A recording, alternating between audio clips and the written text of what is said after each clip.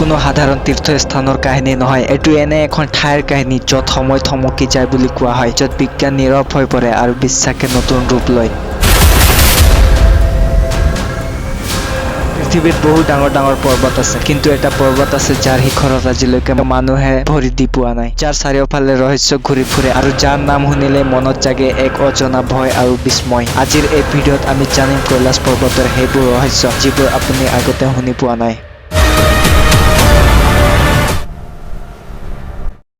কৈলাশ পৰ্বতৰ কথা শুনিলে সাধাৰণতে মানুহে শিৱ পাৰ্বতী তপস্যা তীৰ্থযাত্ৰা এইবোৰে মনত আনে, কিন্তু কৈলাশক লৈ এনে কিছুমান ৰহস্য আছে যিবোৰ আজিও বিজ্ঞান, ইতিহাস আৰু ধৰ্ম কোনোটোৱে সম্পূৰ্ণকৈ বুজাই উঠাব পৰা নাই। কৈলাশ পৰ্বত পৃথিৱীৰ একমাত্ৰ পৰ্বত যাৰ শিখৰত আজিলৈকে কোনো মানুহে ভৰি দিয়া নাই। এইটো কেৱল ধৰ্মীয় নিষেধৰ বাবেই নহয়, বহু অভিজ্ঞ পৰ্বতাৰোহীয়ে চেষ্টা কৰিছিল, কিন্তু কোনোবাই হঠাতে ভয়ংকৰ মানসিক চাপ অনুভৱ কৰিছিল, কোনোবাই পথ হেৰুৱাইছিল, কোনোবাই আকৌ কৈছিল শিখৰৰ ফালে আগবঢ়াৰ লগে লগে সময় যেন অস্বাভাৱিকভাৱে ধীৰ হৈ গৈছিল। কিছুমানে কয় তেওঁলোকে মাত্ৰ কেই ঘণ্টা আগবঢ়া বুলি ভাবিছিল, কিন্তু ঘূৰি আহি দেখিছিল 2 দিন পাৰ হৈ গৈছে। কৈলাশ পৰ্বতৰ আকৃতি 4খন দিশৰ পৰা একেবাৰে সমান, উত্তৰ, দক্ষিণ, পূব, পশ্চিম চাৰিওফালে প্ৰায় একে ধৰণৰ ঢাল। এইটো সাধাৰণ পৰ্বতৰ ক্ষেত্ৰত প্ৰায় অসম্ভৱ। বহু ভূতত্ত্ববিদে কৈছে এইটো প্ৰাকৃতিকভাৱে গঠিত হোৱাতকৈ কোনো উন্নত শক্তিয়ে নক্সা অনুসৰি নিৰ্মাণ কৰা যেন লাগে। এই আকৃতি পিৰামিডৰ লগতো মিল খায়। কিছুমানে কৈছে পৃথিৱীৰ সকলো ডাঙৰ পিৰামিড, ইজিপ্তৰ গিজা, মেক্সিকোৰ মায়া পিৰামিড, এইবোৰ কৈলাশৰ লগত একে শক্তি ৰেখাত অৱস্থিত।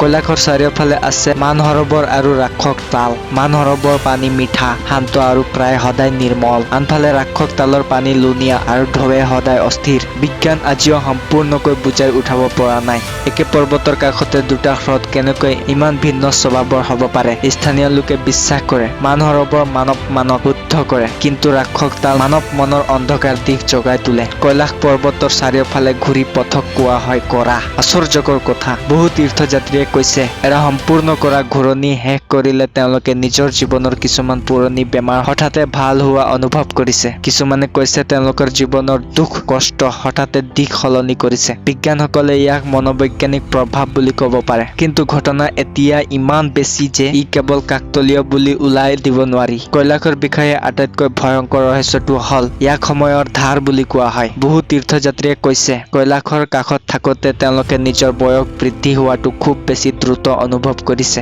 নখ চুলি দাড়ি সাধাৰণতকৈ বহু সোনকালে বাঢ়ি গৈছিল। এটা ৰাছিয়ান গৱেষণা দলে অনুমান কৰিছিল যে কৈলাশ অঞ্চলত শক্তিশালী চুম্বকীয় ক্ষেত্ৰ আছে, যিয়ে মানৱ কোষৰ ওপৰত প্ৰভাৱ পেলায়। যদি এইটো সত্য হয় তেন্তে সময়ৰ অনুভূতি সলনি হোৱাটো অসম্ভৱ নহয়। প্ৰাচীন তিব্বতী পুথিত লিখা আছে কৈলাশৰ ভিতৰত এখন বিশাল গুহা আছে, য'ত জীৱন্ত গুৰুসকলে গভীৰ ধ্যানত বহি আছে। তেওঁলোক সম্পূৰ্ণকৈ জীৱিত, কিন্তু সাধাৰণ মানুহৰ দৰে সময়ৰ নিয়মত বান্ধ খোৱা নহয়। এই ধ্যানক কোৱা হয় সমাধি অৱস্থা। বিশ্বাস কৰা হয় পৃথিৱী যেতিয়া ডাঙৰ বিপদৰ সন্মুখীন হ'ব তেতিয়া এই গুহাৰ পৰা তেওঁলোক ওলাই আহিব। কৈলাশক হিন্দু ধৰ্মই নহয়, বুদ্ধ, জৈন আৰু বনপন্থী ধৰ্মেও পবিত্ৰ বুলি মানে।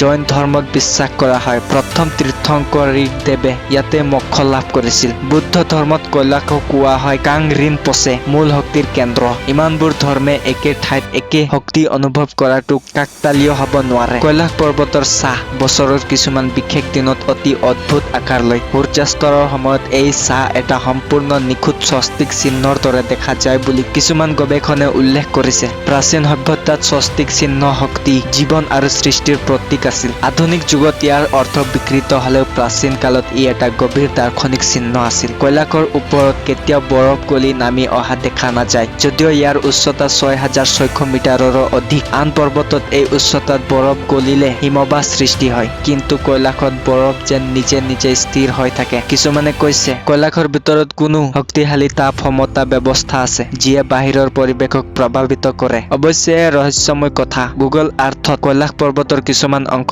অস্পষ্ট বা ব্লাৰ কৰা দেখা যায়। বহু মানুহে প্ৰশ্ন তোলে বিশ্বৰ আন বহু গুৰুত্বপূৰ্ণ স্থান স্পষ্টকৈ দেখা যায়, কিন্তু কৈলাশ কিয় সম্পূৰ্ণ স্পষ্ট নহয়? এইটো কেৱল প্ৰযুক্তিগত কাৰণ নে কোনো বিশেষ কাৰণত ইচ্ছাকৃতভাৱে লুকুৱাই ৰখা হৈছে? ই আজিও এক ডাঙৰ প্ৰশ্ন। কিছুমানে বিশ্বাস কৰে কৈলাশ পৃথিৱীৰ শক্তি জেনেৰেটৰ। ইয়াৰ পৰা শক্তি ৰেখা বিশ্বৰ বিভিন্ন প্ৰান্তলৈ বিয়পি গৈছে। এই শক্তি ৰেখাৰ ওপৰতে প্ৰাচীন সভ্যতাই নিজৰ পবিত্ৰ স্থান নিৰ্মাণ কৰিছিল। যদি এই কথা সত্য হয় তেন্তে কৈলাশ কেৱল এটা পৰ্বত নহয়, ই পৃথিৱীৰ হৃদয়। এই সকলো তথ্য একেলগে ৰাখিলে এটা কথা স্পষ্ট হয়, কৈলাশ পৰ্বত কেৱল ধৰ্মীয় বিশ্বাসৰ প্ৰতীক নহয়, এটা জীৱন্ত ৰহস্য। হয়তো বিজ্ঞান এতিয়াও ইয়াৰ সকলো উত্তৰ বিচাৰি পোৱা নাই। হয়তো কিছুমান সত্য মানুহৰ বাবে এতিয়াও অতি আগতীয়া। কিন্তু এটা কথা নিশ্চিত, কৈলাশ পৰ্বত মানুহক কেৱল বাহিৰৰ যাত্ৰা কৰিবলৈ নহয়, ভিতৰৰ যাত্ৰালৈও আহ্বান জনায়। ধন্যবাদ।